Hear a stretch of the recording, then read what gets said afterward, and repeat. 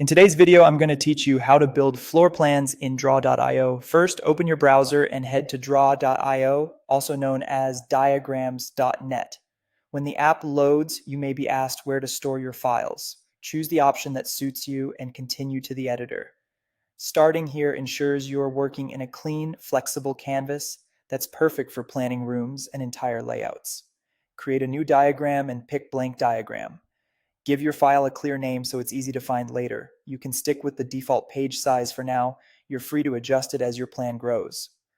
Look to the left sidebar where the shape libraries live and click the plus more shapes button at the bottom. This is where you can unlock specialized shape sets that aren't visible by default. In the dialog that appears, scroll to either engineering or other, find floor plans, check it, and click apply. This adds walls, doors, windows, fixtures, and furniture to your library, so everything you need is in one place. Now start with the structure.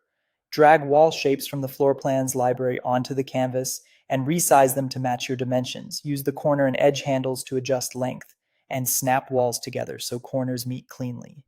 If you have exact measurements, type values in the size fields on the right to dial in precise lengths. Keeping the plan simple at this stage makes editing much easier later. Next, add openings. Drag door and window shapes onto the walls and position them where they belong.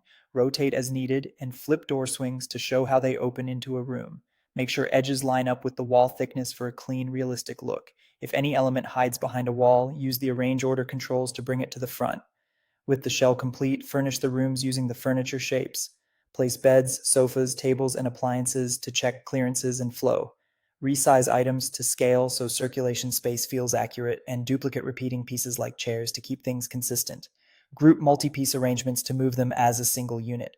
Use the text tool to add room names and dimensions. Click where you want the label, type the name, and include measurements like width by length so the plan communicates clearly. Keep labels outside tight corners to improve readability. Refine the look in the format panel on the right. Adjust fills, line colors, and line weights so walls read boldly, openings stand out, and furniture is lighter.